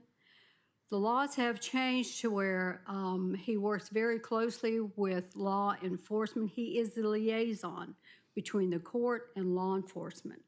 And right now, to where now the judge is the one that basically he has to do all the initial appearance hearings. So he has worked for the police department for many years. So he knows all the techniques, he works with the officers, and so he coordinates all that with the jail 24/7 at night, on the weekends, everything, to where he has to do bond hearings, all this, he has to get in touch with the detention officer, the judge, the inmate, all this to coordinate all that. He also does same things with bond hearings. He does the search warrants, coordinates with the judge, and also with investigators. So he does that also. So he's definitely 24/7 all. So that's why I'm asking for an upgrade on him. Another upgrade is administrative assistant. This is Maylene. She used to be a part-time. She was raised up the year before, and now she is a full-time position. She's a paralegal. She works with court referral now, and she does all the administrative work for court referral. She's just wonderful. She does a great job. She was a low grade 4. I'm asking her to be a 6, which basically that'll put her administrative assistant senior. So looking at both of those with the benefits and all that, so that's right at $12,999. That's how much both of those with all the upgrade and the benefit. So let's go down to new vehicle requests that Dustin Moore talked about. I'm a department head. I have never had my own vehicle. So I just want to make sure that's clarified. I've never been able to have a take-home vehicle. The vehicle that we do have is a court vehicle. It's used for the whole court. I have 3 jurisdictions. My court's in Shelby County. I have Jefferson, Bessemer, and then I have Bessemer. I have Jefferson. So that's for appeals. We got subpoenas, we got summons, so that vehicle is used a lot. So that's really for a replacement vehicle. So I have that stipend. That's what I have. So I just wanted to clarify that I really do not have a take-home vehicle. So, any questions so far? No? Okay. So as far as new technology on the next page, and I'm sure Jason Cope will talk about that, that basically is just things that I've got to have that have not been working. I've got to be able to make sure that the public's got to know that as far as all our fines, court costs, and everything is displayed, it has not been working properly. So these are some of the things I've got to have done for the court. And I'm sure Jason, he'll be able to talk about that, but it's $2,100. Now, this is what I really want to talk about. The next one is the building facility requests. When you skip that first one, then you go down to the $26,000. That line item there is the glass. That's the glass that is in our front window. That's the bulletproof glass. And that has been there since the beginning of 2004. And it's got stretch marks on it. People have beat on it coming in, so it needs to be all replaced. And that's the $26,000 for that. The other one is my court referral project. Now, in your packet, if you can turn into your packet, there is a timeline of 8 years. When it comes down to money, there's a lot of history behind money. 8 years of history is behind this court referral project. And this is the project that I've been working on, council, for 8 years. And the council has been very obliging to fund me every year that I've come to you on getting the court referral project. But nothing has been done for 8 years. And we're still in a working environment and an increase in employees that is a terrible working environment. And the reason why is because I have no place to move them, because of what we got, the Historical Society, that we had dedicated, told in 2016 that we could move into. And in that renovation request history that I have provided for you, it explains all of this. And nothing's been done. So we're at the point now to where it was, proposed that we had 558,746, and now I'm requesting 278,686 for the renovation because inflation. And I'm just hoping that might. But still, where do we go?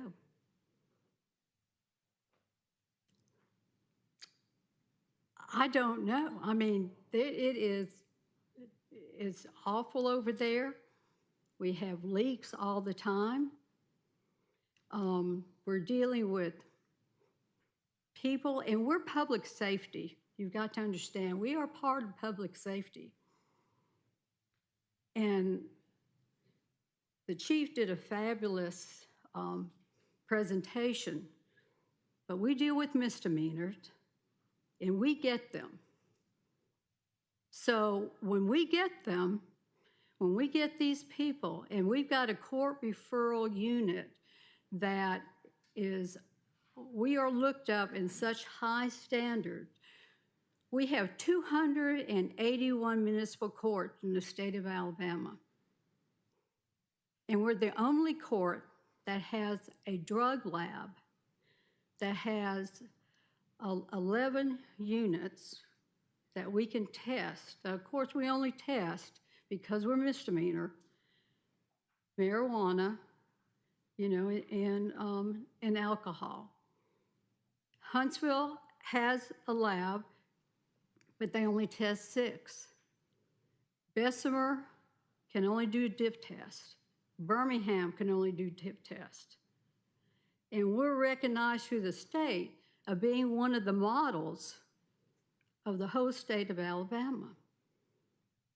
And we do far more when we take a defendant and we turn them into a client. And these court referral officers have to touch that person every day, contact that person every day, and bring them in. They've got 3 offices over there. and they're dealing with medical issues that are confidential, and we have complaints coming in that they can hear the other person over on the other side talk about their medical issues. And we can't find any place to put them. Now, I met the lady over there, the Historical Society, and she is so nice, the president.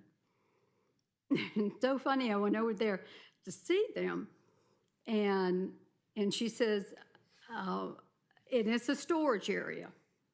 They can't, because they're in a locked area. You have to use a fob to go through there, so nobody can see them. And she's so nice, and they've got wonderful things. They got beautiful things. And she says, oh my gosh, you're the one that wants to use this space. And I said, I sure am. She says, well, I want to get out of here as much as you want to get in. And she was extremely nice. It's a travesty because they have wonderful things to show Hoover. She loves Hoover as much as I do. But this is,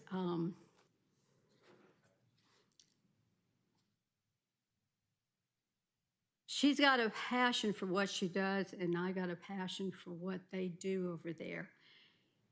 And if you ever walked over there to see what they have to live in every day, these court referral officers, and deal with people that have substance abuse, alcohol abuse, you would understand. There's got to be something done to get them out for what they're in, they can expand out. And don't get me wrong, I appreciate everything that you do for this. But this is not Hoover's way. Hoover's the best. Hoover always displayed the best. And it just seems that when you fund something like this, that you should do more. Does anybody have any questions? I'd like to piggyback on what Ms. Fuqua said. I've been down there, and I had no idea it'd been like 8 years. And you have all this great historic stuff for Hoover, locked in a box. No one sees it. It's a waste. It's just a waste. And so if there's a way the council can help expedite this and also find a way where to put Historical Society, it'd be better for Hoover and it'd be better for the court. I appreciate that. And I do. I appreciate everything you've done. I do. But like I said, we are public safety, and we put people in there, but we put them better out. They deserve more. I appreciate it. Thank you. Ms. Fuqua, just a clarification. So prior budget years, if I'm reading this correctly, we have budgeted $558,000 for the project. Right. So help me understand how nothing's been done. Nothing's been done. Construction-wise, but money's there, right? Money's $558,000 has been allocated, but you're asking for $278,000 to start the project based on anticipated cost increase. right. We're asking that more if we can. So we have budgeted $500,000. Well, we have budget that, yes. Okay. But if by chance the city of Hoover can place the Historical Society, because if you look at this timeline where they said, okay, we might be able to move them here, we might be able to move them there, or these different places, but say they come back and say, okay, we're gonna move them over here, because they're gonna have to be in a facility because they have amazing historical information in that place. So they have to be in a climate-controlled area. So if the city moved them someplace, that we could start the project, but we can't do it at $550,000. So So the we're two gonna hurdle- have to have more to be able to do that. That's why I'm asking for more. So I'm with you. So the two hurdles are the 278,000 anticipated additional funds and relocation of. Right, historical. right, to be able to do it. And that's why I asked, the engineers, what do they think? They said, well, you're gonna have to go up 50% to be able to do that. Because just if you look at the prior costs were a lot less. If we could have moved them back then, look how much money now is gonna cost to do this.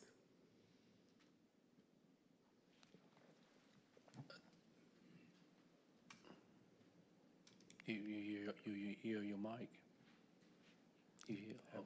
Okay, still on. Just, and just more of a comment. And I'll just ask the mayor, I guess we're gonna have to find a place for Historical Society to go, because even if it's put in the budget, if we don't have a path forward when construction can start, then we'll be here next year. I'm sorry, what now? We'll be here next year again if we don't have a plan for it on when construction can start. Yeah. Is there any design parameters required first before you move into this, or you pretty much have the space allocation built out?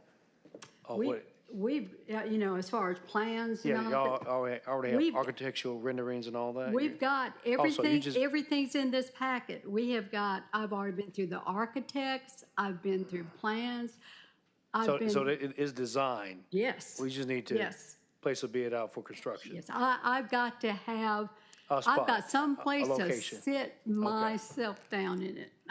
Thank you. Thank you. Any other questions or comments? All right, SFM. Thank you.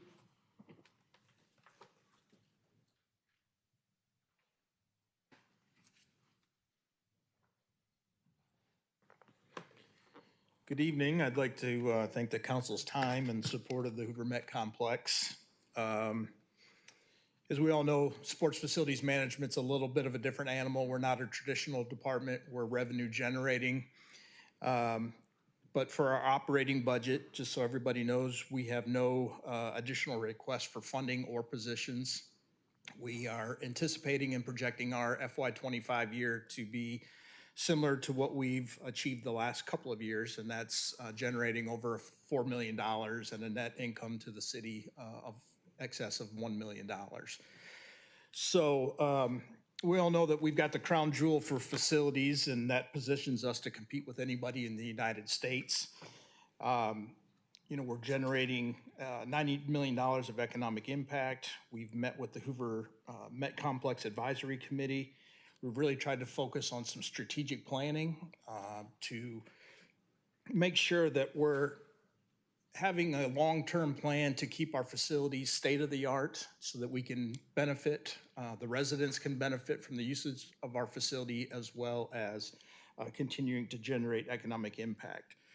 So for some of our requests, from a vehicle request, we're requesting 3 utility vehicles, total of $45,000. There's been some history there. We used to have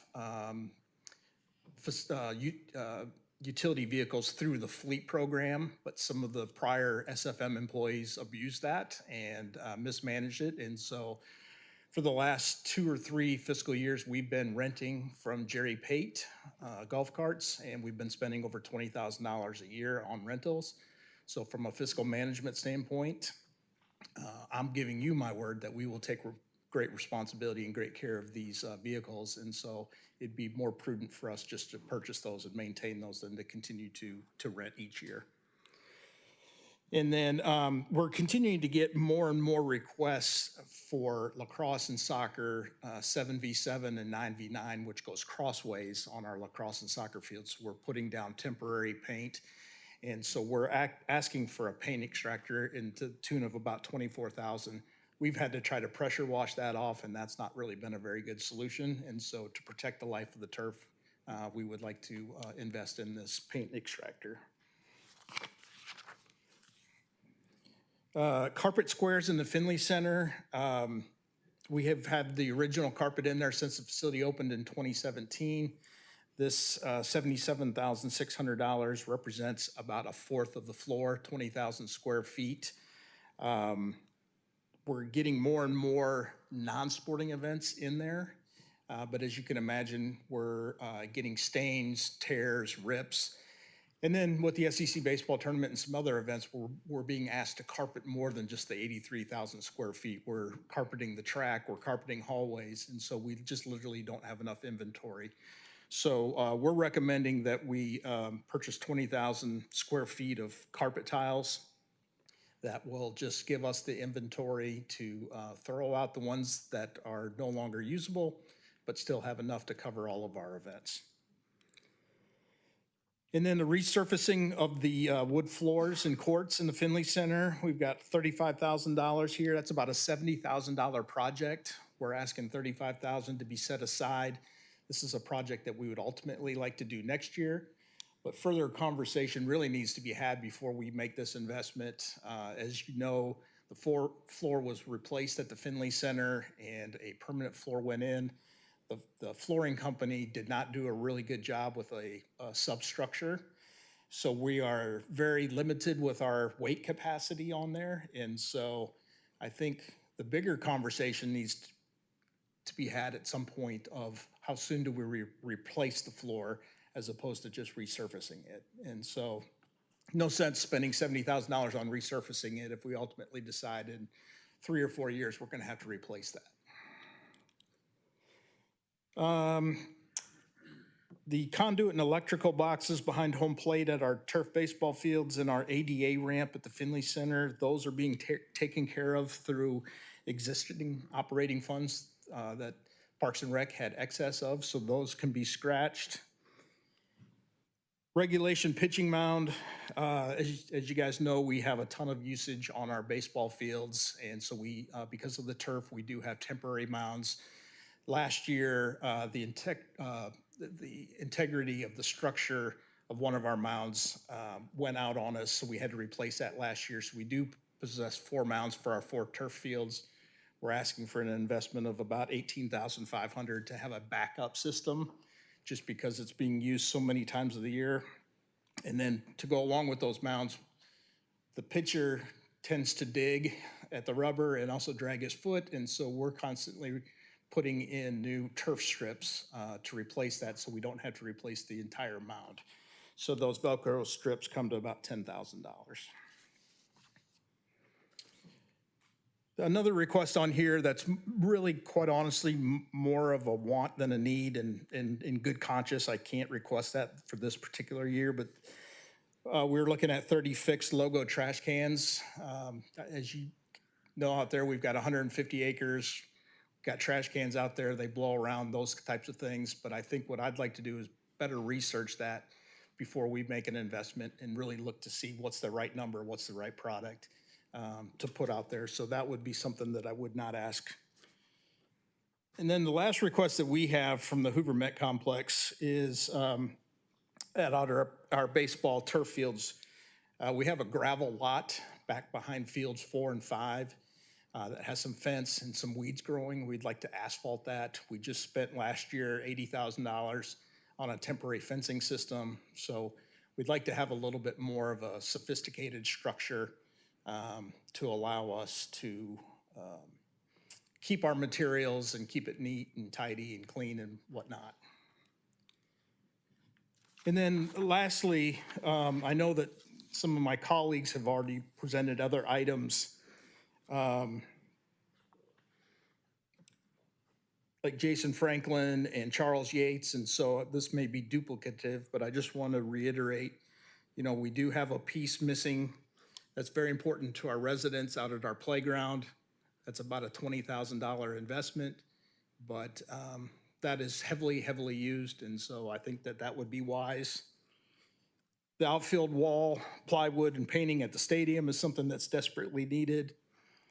And then our padding at the multipurpose and baseball fields are just getting weathered as after 5 or 6 years, just it would cosmetically look a lot better. And then I don't know if it's been presented or not, but I just wanted to plant the seed, whether it's this year or next year. Our RV pedestals in our RV park, we've got 170 spaces. A lot of those are starting to break down, rust. We're generating over $1 million in revenue through the RV park. We're looking to increase our fees out there to generate even more. So that'd be something that I would ask you guys to be mindful of to reinvest into our facility. So that's about $225,000 there that we're recommending at this point for capital projects out at the Met. Any questions? I'd like to make a comment here just for clarification. As you look at this, we've tried to combine, we're using 2 organization codes to track activity at the Hoover Met Complex. And the SFM operations are being tracked in a fund, 121, like they're a department of the city. But that fund is accounting for all of the revenues. It really is trying to account for the operational side of what SFM helps us with the Met Complex. And so that portion of the budget really is meant to account for the expenditures that SFM would encounter. And then, of course, either we would pay or we would reimburse them for as a matter of just monthly reconciliations that we do with them. But Fund 121 is supposed to be just the operating side of the Met Complex. And then you'll see there's another fund, 101, 5243. That is where the maintenance side of the capital structure, the cleaning, that would be city expenses, the management fees that we pay to SFM, those would come out of that org. And just for better reporting, we wanted to combine both of those pieces together so that you could see not just the cost of operating the Met Complex, but also the city's investment and just overall operations of keeping it in good working order. So if there's questions about that, I can answer more questions about that. Any questions about that? Let you know. Before we move on to Moose. All right, thank you. Thank you.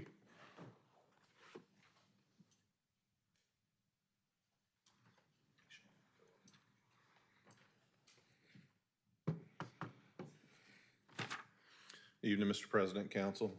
Thank you for your time this evening. Normally, this is the point where I point out that software and hardware maintenance increases by 5 to 10% every year before I start my foray into what I want or need. This year, though, we're actually only asking for 1% increase. We've worked diligently this year to renegotiate contracts, consolidate systems where possible, as well as implementing new systems that are more efficient. So we're looking at $48,000 for an operating cost increase. If you look further down in the budget list, you'll actually see where I believe there's about $190,000 of new software. $150,000 of that's already been incorporated into the existing operating budget. Ms. Carrier's $50,000 for the risk replacement software is the only part that's really looking at being needing funding for. Part of that new software is first due for the fire department. It's a new reporting system on how they track all of their statistics, information, call time. That leads into their accreditation process as well. You'll also see on their Barracuda system, that's where we've upgraded our security platforms, our endpoint detection, our server management, all type of malware and vicious attacks like that. So that's the operating side of that. Any questions about that part? Okay.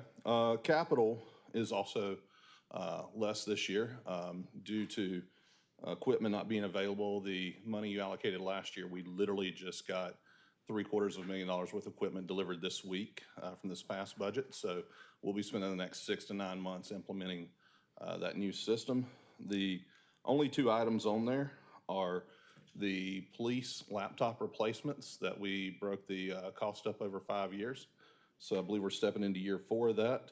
And then also our firewalls are split up over 3 years, and we're coming into year 3 of that for that cost. That'll actually come due in May for that.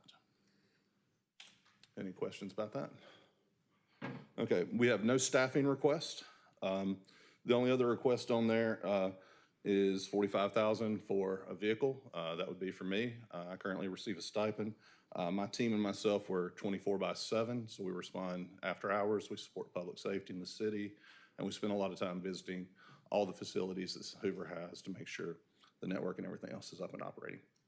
And that's it. Any questions? Thank you, guys. All right. Derrick asked for 2 minutes, if you want to do that before we close. Probably won't take that long. So I'll just read something for informational because I asked for it. And thank you, President Lyda. I requested for evaluation to be performed on the city council from a budgetary standpoint, just so we will know. And our budget on the city council is relatively non-existent. But just as for informational, mayor's salary, top 6 cities in the state, Huntsville, 152,000, Birmingham, 107, Montgomery, 95,000, Mobile, 125,000. Might have messed that up. I think that's Huntsville. It should be Huntsville. I think it's 174,000, and city of Hoover is 90,000. I already made a comment about the mayor. One thing I think needs to be changed. City council, Huntsville council per council person, 38,000. Birmingham, 37,000. Montgomery, 18,000. Mobile, 24,600.